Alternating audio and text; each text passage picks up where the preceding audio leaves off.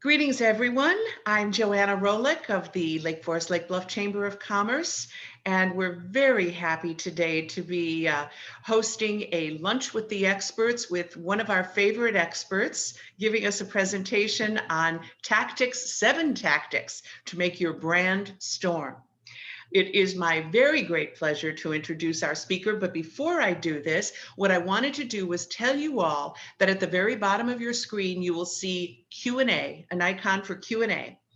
If during the presentation you have any questions, don't hesitate to drop your questions in there. And that way, when we're all done, Phil can answer the questions and be able to share even more expertise. So, before I start, let me just introduce, or before we start, let me introduce our speaker. Phil is someone who's a great friend to the Chamber. He's been involved with us for, we decided 10 years, right, Phil? Yeah, 10 years. Unbelievable. Man and boy. So a decade of involvement together, which is just wonderful. His background is fantastic, which is he served with Ogilvy in London, with Leo Burnett Advertising Agency in London and in Chicago, with Euro RSCG Tatum Chicago, which is now Havas. Is that the pronunciation? Havas, yeah. Great. And then 3 years ECD Nicholson Kovac in Kansas City. Phil has several many local groups and clients that he works with. And then he also has some internationally. And I know that we have a few people joining us today, which is just wonderful. So what I would like to do is now turn this over to Phil. Take it away, my friend. Hello, everybody. It's weird talking globally because we're so used to these seminars being local. But first of all, I wanted to start by what gives me the right to give you tactics to make your brand storm. There is a double meaning to Brandstorm because my company is called Brandstorm, formed 10 years ago. And I came out of the big agencies, as Joanna kindly described. And I realized that at the time I was an executive creative director. And this was at a time when nobody wanted an executive creative director. But what I did see was a desire and a need to really understand what a brand is in the fast emerging world of the digital technology. Websites were being built as fast as you could even create them. So I pivoted, to use that word of the moment. There's my first use of the word of the moment. And I decided that the whole branding process was something that I could offer because of my actually great experience across building global brands. In my time in the big agencies, I've worked with clients such as Reebok, Sony, McDonald's, GM, Coca-Cola. So you get a sense that I really saw the underbelly of how those brands became big brands. But I also found out that a lot of the rules I picked up along the way work no matter what kind of brand you are. This could be about personal branding. This could be about the launch of a brand new company. It could be medium-sized, small, global companies. The same rules apply. So I believe that my right to be here to talk about these tactics is just from a plethora of experiences in this wacky world of advertising and marketing. So I'm just going to make this. Okay, oh, so I'm getting a bit of trouble with it advancing. Okay, there we go. So first of all, what is a brand? This is a question that I've found that you could be in a room of 20 people and you say, what is a brand? And you'll get probably 20 different answers. So I wanted to define what I believe a brand is before I go into those tactics. A brand is, if you think of it as a personality. When you go to a party and you meet disparate people, you find people who are energetic, people who are knowledgeable, people that are boring, unfortunately, people that are sad, people that are happy. And your brand represents any one of those human traits. So I think it's important to understand that your brand can have an effect on people, just as meeting somebody with those traits in a party. It's shorthand for your mission, your vision, and your philosophy. I believe that every company should have a mission, a vision, and a philosophy, but that should not be what your brand stands up and represents itself straight out of the gate. It is very much a first impression. Just like meeting people for the first time, you get a gut reaction and an immediate impression that can leave good feelings, mediocre feelings, or even bad feelings. So it's important to think of your brand as a personality and entity with those human traits. It is a preference creator. Many brands and companies have competition. So what is it that makes me pick your brand over the competition's brand? There are things that you can do, which I'm going to tell you about today, that can make you the brand of choice within your given industry. It is, of course, an awareness builder. Without branding and marketing, it's very difficult for people to know who you are, what you stand for. So it's important to build a solid brand that has many aspects to it that people can associate with.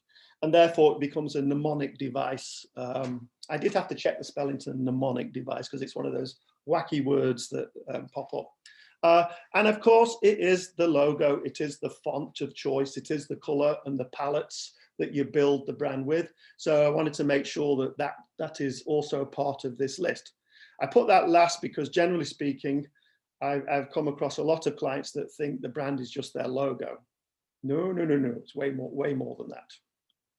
So 7 tactics, let's get to it. The first tactic, discover the core of your universe. This is a kind of a hypothesis I've built after my big agency years and after I saw brands of all shapes and sizes working.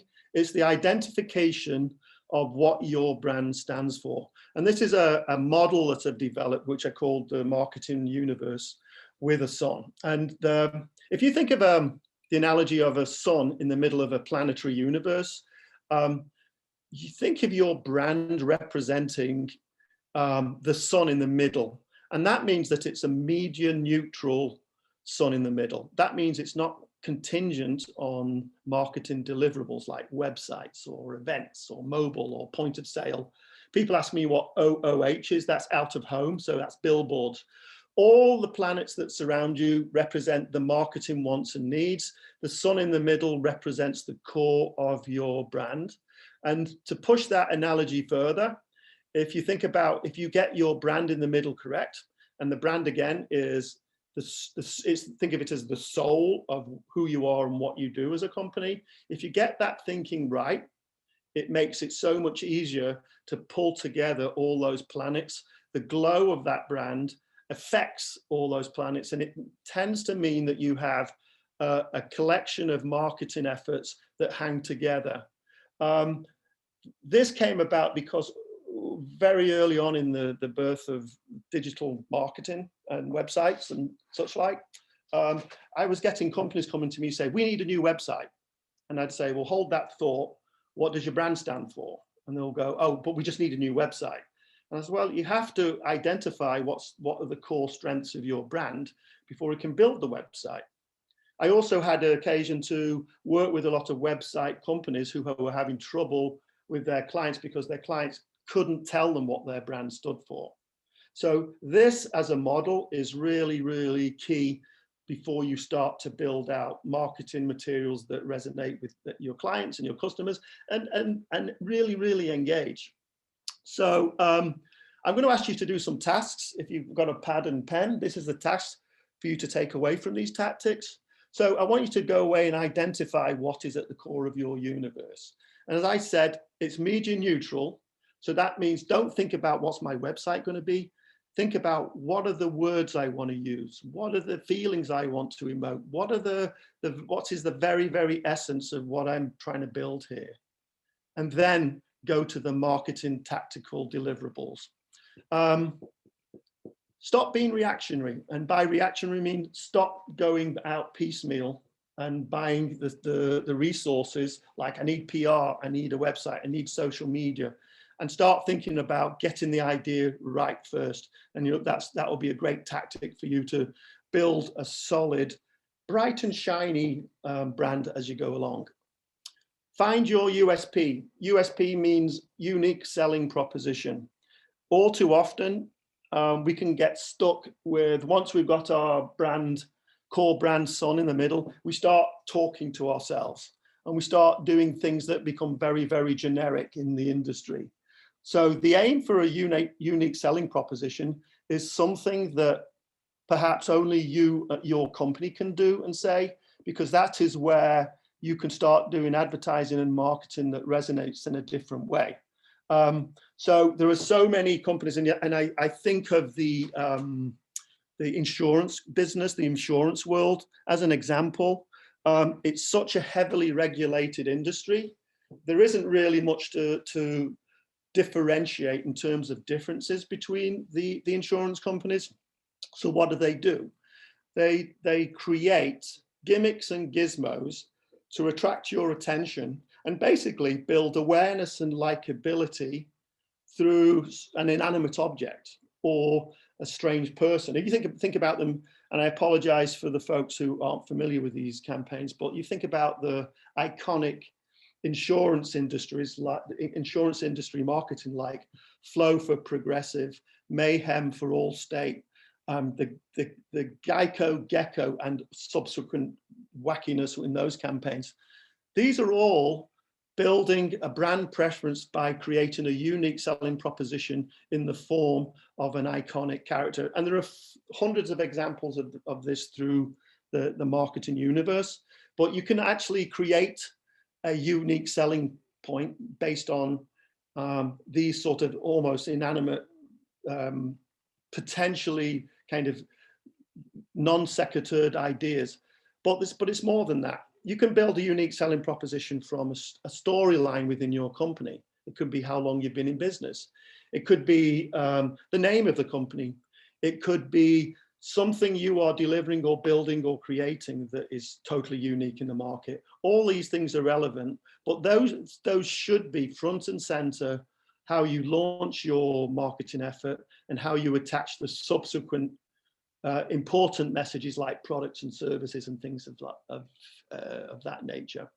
The other important part of a unique selling proposition is, does the customer even care?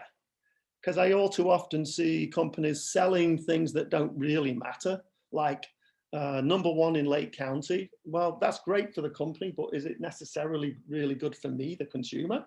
So consumer-centric thinking. So if you can wrap up what it is that's unique about your company in the form of a message that has an insight into the human you're trying to reach, that can be a powerful tool. So always ask yourself, what is it that makes us unique and how can we use that? To illustrate that, I have a story to tell because I love storytelling, and I'll tell you more about storytelling in a few slides down the road. When I was in Kansas City, I was working on the launch of it was the coming together of 3 northern Missouri banks, and they were coming under the name of Landmark. And they said, oh, we want to be competitive and we want to go against Bank of America, the big guys, and we want to create something. How can we do it? And I said, well, tell me about what it is that makes you unique. And they said, oh, we've got great customer service. And I always say, well, surely customer service is a given. So I say something that you expect. It's like, oh, we have online banking. Yes, so do they. So this like for like desire to use as your selling points things that everybody else are doing can really trip you up as a brand.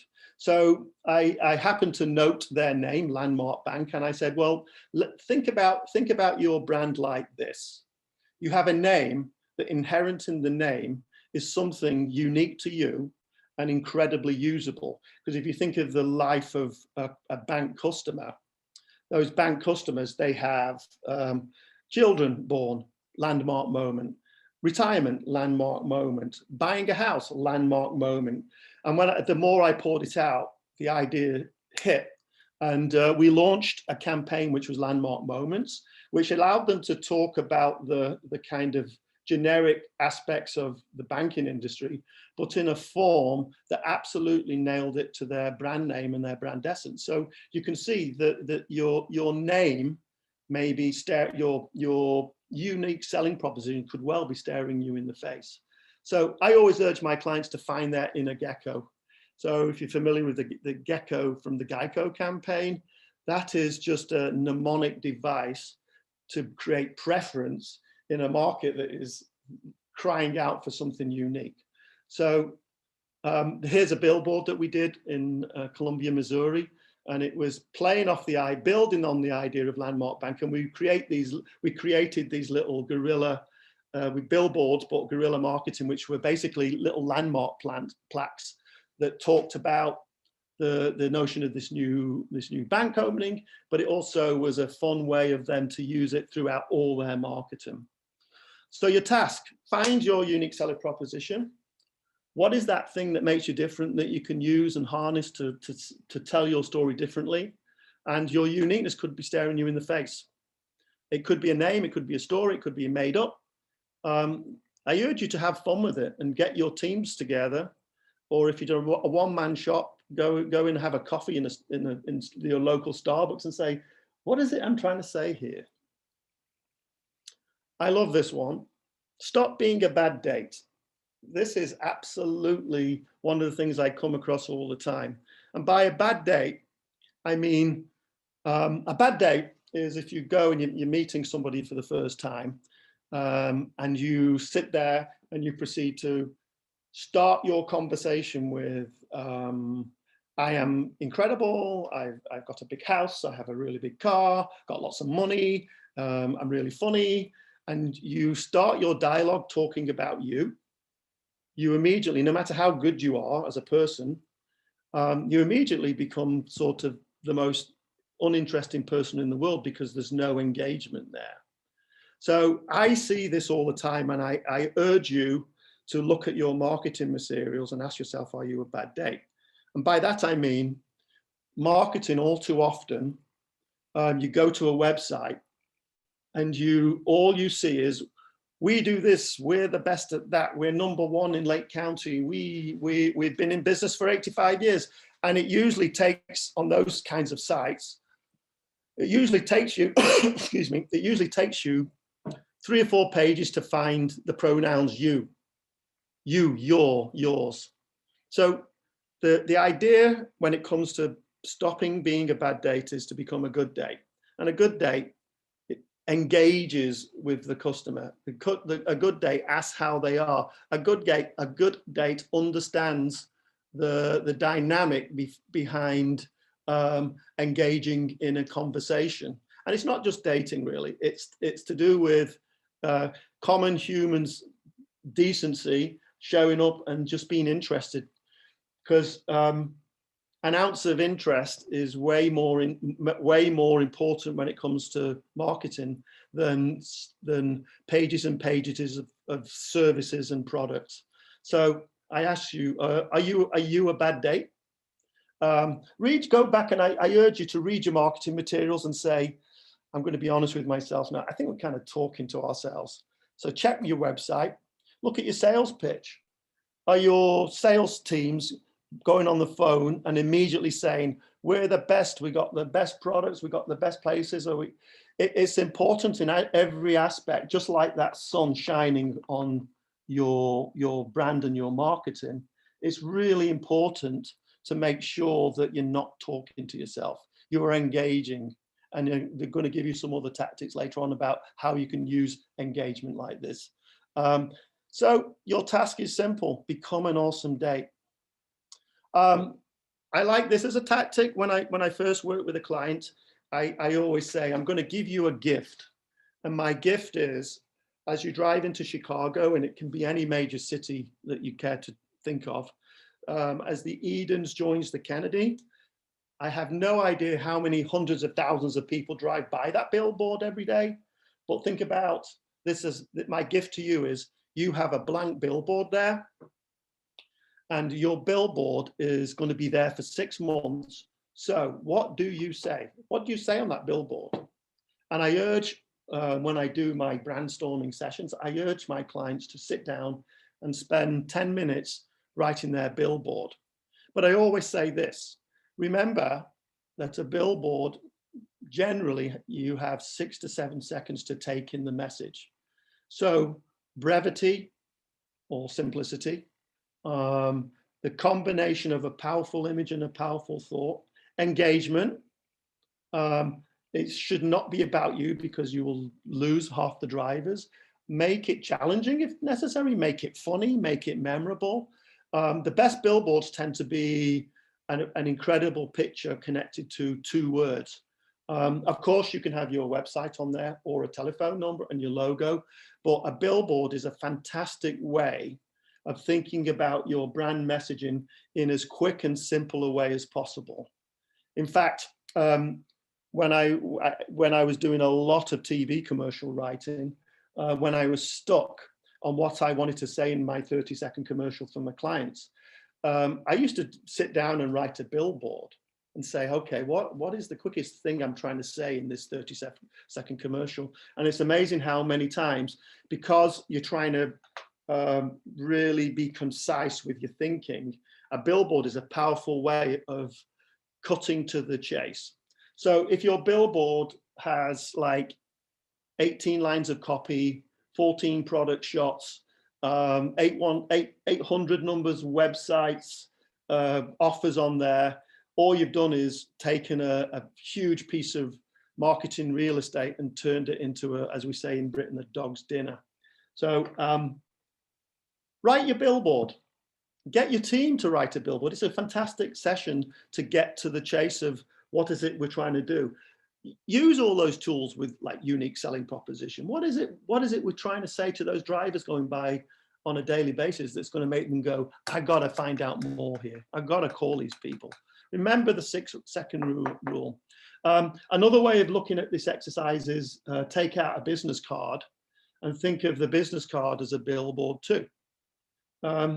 You have the power to hand over a little card which can either be thrown into a pile with a whole load of other business cards, or it can be a powerful little billboard, which is a mnemonic reminder of who you are and your uniqueness and why people should care. So go ahead, write your billboard. Story sell.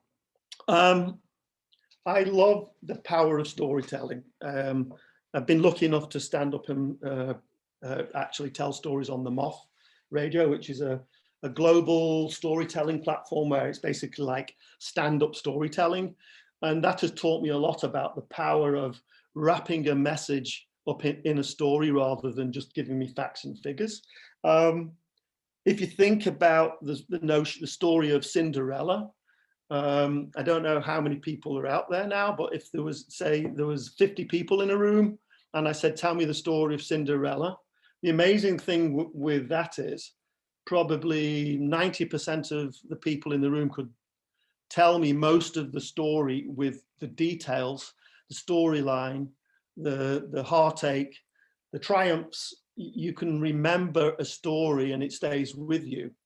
Think of that as a tool. Think of that as a marketing tool. How many millions and millions and millions of dollars are wasted every year by trying to convince people to listen to your message by just telling them facts and figures.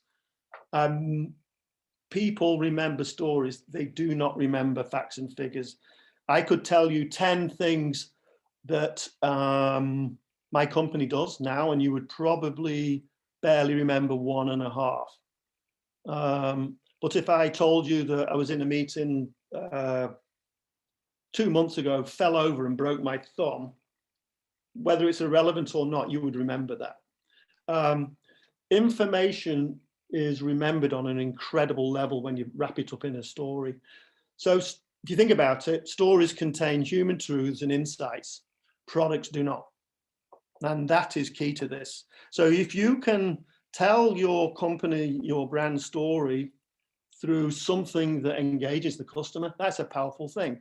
I've got 2 stories to tell you to illustrate that. And I know many of you have heard this story, but I had a landscape company in the North Shore of Chicago here. And I was doing my Brandstorm session with them, again, trying to get to the truths of who they are as a company. And I said, give me some stories that illustrate why I should care about your company. I'm just interested in hearing it. And they were saying like the usual stuff like, we got great customer service. And I was like, yeah, I expect customer service. And people tend to want to give me generic sales. And I said, is there anything that tells me about the way you are? And the owners of the company just sort of were struggling. I happened to have the receptionist in the room, and she just sort of timidly put her hand in the air and said, well, this happened yesterday. Bearing in mind, this was a frigid January a few years back. She said, one of our customers, we've been doing this old lady's landscaping for like 25 years. She called up and she very tentatively said, I wonder whether you could come out and bury my dog. Now, as soon as I heard the start of this story, I thought, oh my God, this is different, burying a dog.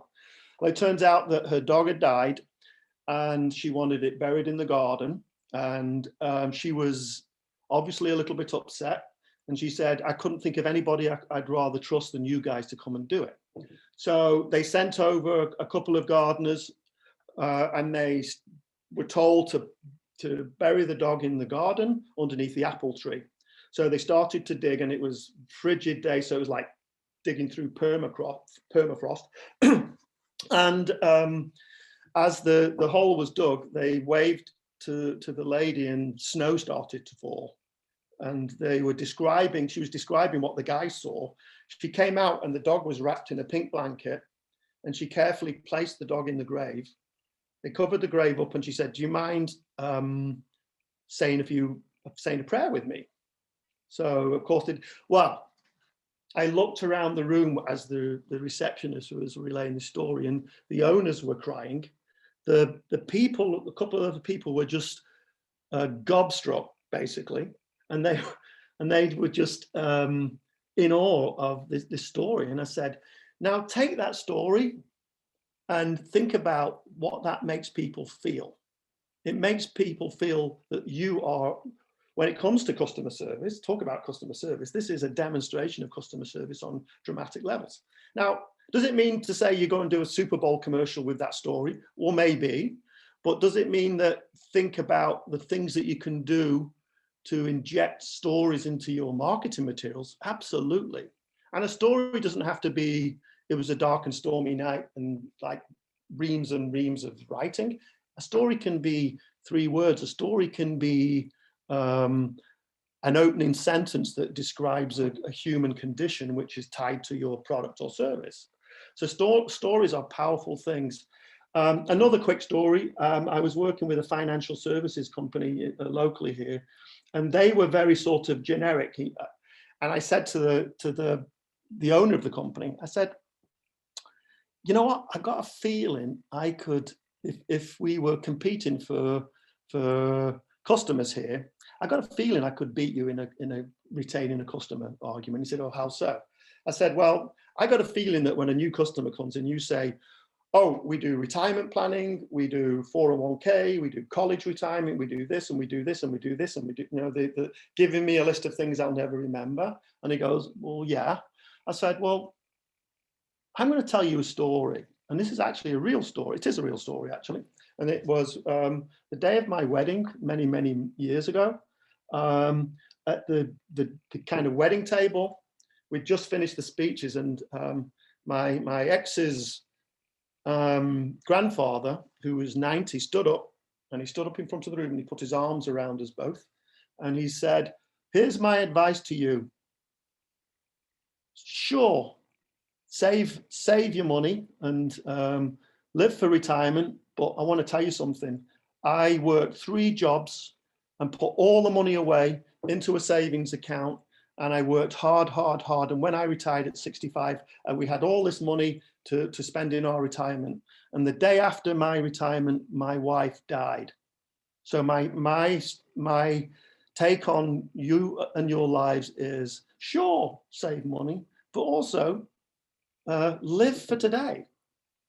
And the owner of the financial services company went, oh my God. I said, I'm telling you a heartfelt story which has the power and information needed to make somebody go, oh, these people, I like these people, I want to give them my money. And after that, we actually created some really nice pieces of marketing which were all story based. And even now, when he presents, he tells stories first and talks about products and services last. So your task, what stories can your brand tell? Engage through storytelling. Storytelling is story selling. And this is not saying don't ever mention products and services. It's just find a way to subordinate those things in a well-told story. Write less. How many websites have you visited where you scroll down and you just go page, and it's like, wow, these people write lots and lots of words, and it may be superbly written, but generally speaking, we just don't have time. We don't have time. There was a fantastic article written in Britain about copywriting, and the headline just said it all. It just said, if I had more time, I would have written less. And that in itself are words to live by, because editing your thoughts down to concise, powerful stories or insights is the best way to go, because let's face it, people don't have time to read or listen generally. They just don't. They're too busy going on to the next thing. So you got to get your words down as concise as you can. It's into the simplest and quickest message you can say. And yes, doing a billboard can help you get there. And then edit again, and edit and edit and edit. I always try and keep editing down to get concise on everything I do. And that can be decluttering your thinking. You may have some extraneous thoughts that go off into other places, which are interesting, but it might not be the best way to engage with a customer. Going back to being a bad date, if you tell a overly awkward story for too long in the written word, it can really upend you. So edit your words. Think about the wordy sites you visited. The billboard exercise really helps. The final tactic. This is an observation, and I apologize if I'm offending anybody out here, but there are so many websites out there where people feel compelled to show us where their office is, and I never understand that. There's even a commercial running here for a group of dentists' offices, and the 30-second commercial, which I'm sure they spent a good number of thousands of dollars on, is just a series of really poor looking buildings in scruffy looking strip malls, and telling us that this is their offices.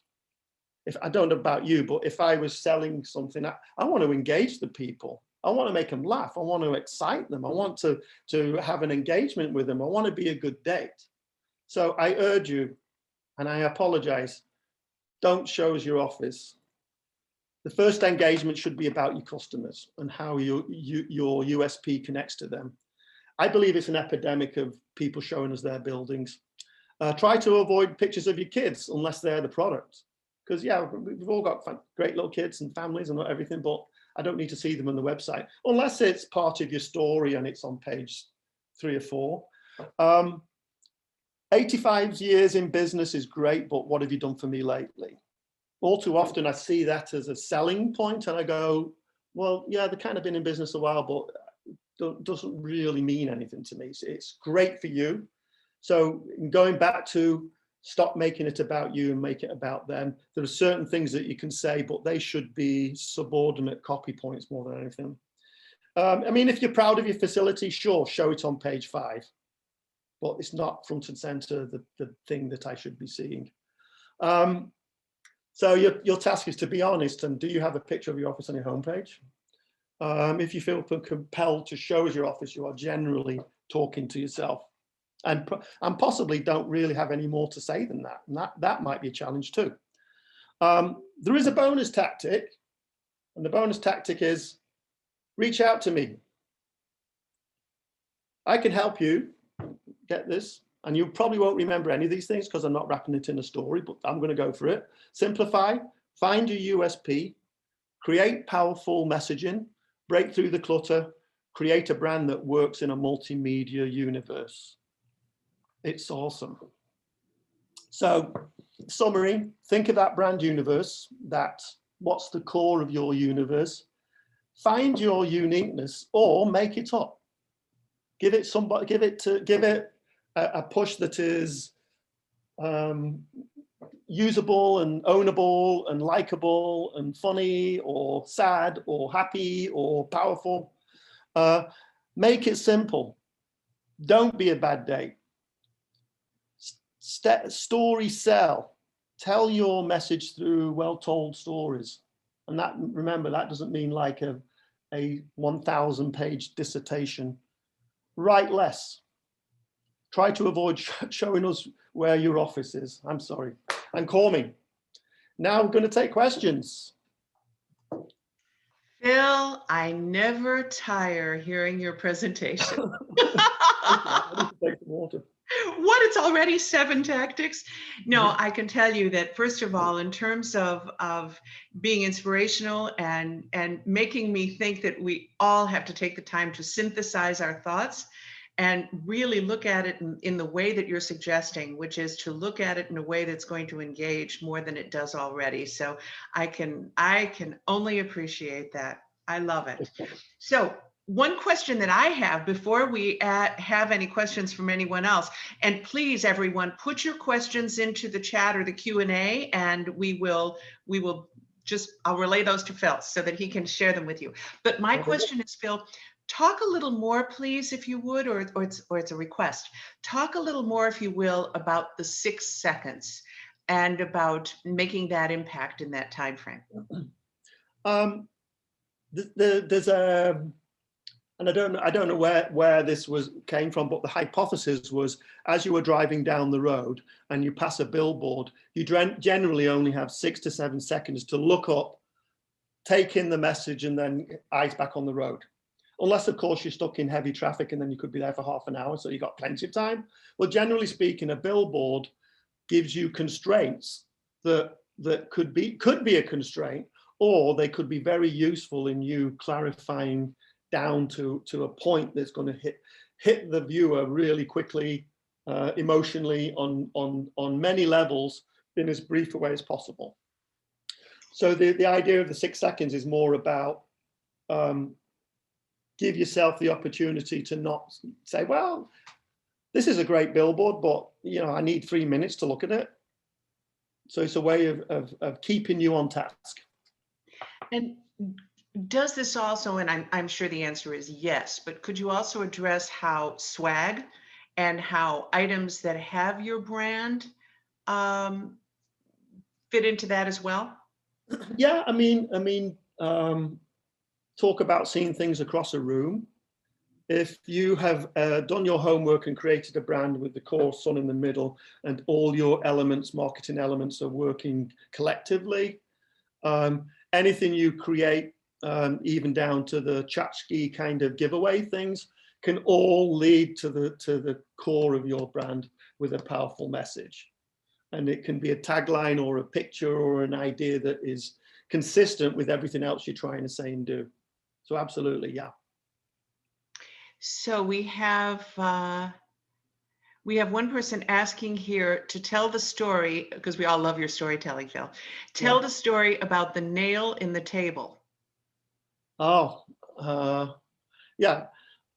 That was, I was part of the Leo Burnett team pitching a $400 million drug launch, and it was for Celebrex, which is now, it's like a kind of a pain relieving drug. And the night before the presentation, the senior gentleman from Leo Burnett said, what we need one of these mnemonic devices that explains the action of the drug in a way that, and I thought, okay, so I tinkered around in my basement and I came up with the notion that the effectiveness of the drug is like, you take an aspirin and basically the pain relief goes through your body, everything.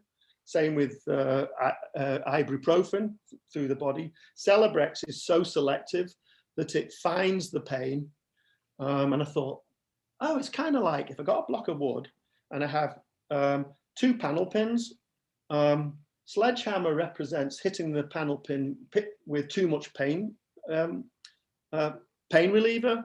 Celebrex, it's like taking the panel pin and you take the hammer and it just uses the kind of targeted release of the drug. And like, great idea. So we go into this presentation and they say, and we presented the work, and they say, now Phil's going to present this cool little mnemonic device. So I took out the block of wood in there, fine walnut boardroom table, placed the block of wood on the table, had two panel pins in it, and I said, think of, and I'm holding a sledgehammer, and I said, think of traditional pain relievers like this, and I went whack, and as I whacked, I drove the panel pin right into with the block of wood right into the boardroom table. And I was like, oh, sorry. The room erupted. The guys on my team were a little bit horrified. And then right at the end of the meeting, they were laughing a bit. And the head of marketing said, can I keep the block of wood? And I said, sure. He said, no, I've never seen anything like that. I want to remember that forever. Well, anyway, the footnote is we won the business. And one of the things that was said at the time was, oh, when Phil drove the nail into the block of wood into the table, we knew we could work with you. So talk about stories that illustrate it's not necessarily your services and products, it's your personality. And that was something which we didn't even intend. So yeah, that was an interesting story. I love that. I love that. So you have another question here, Phil. What can the brand, your client, do to best ready his or her team for the process that you've laid out? Open mind. And I think it's to come in and say, I'm always cautious saying that phrase, there are no wrong answers, because believe me, there are wrong answers. But I think coming in with an open mind, a white pad, a pen, and then getting down to brass tacks and saying, we're here to not build a website. We are here to really understand collectively what it is we have here and how good can it be. And more importantly, who are we trying to reach and why do they care? That is the aim of that kickoff Brandstorm session. Love it. And unless we have any other questions, there is one last one that I'll share with you, and that is, will Manchester United win tonight? Hopefully in an hour and a quarter, Manchester United will indeed kick off in the Europa Cup final, and I will be there to watch it. I love it. I love it. In other words, yes. I presume that was from my Chelsea fan friend in the UK, or it could have been my brothers. So. All good, all good.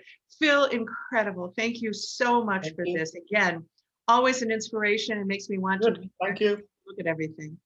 And feel free to, I've got my email up there, so feel free to reach out to me if you'd like to chat or talk about the Man United game. All good. Wonderful. And thank you to everyone who came to join the Lake Forest Lake Bluff Chamber of Commerce in this, and our special guest, Phil Gayter, today. Wishing you all well. Take care. Thank you.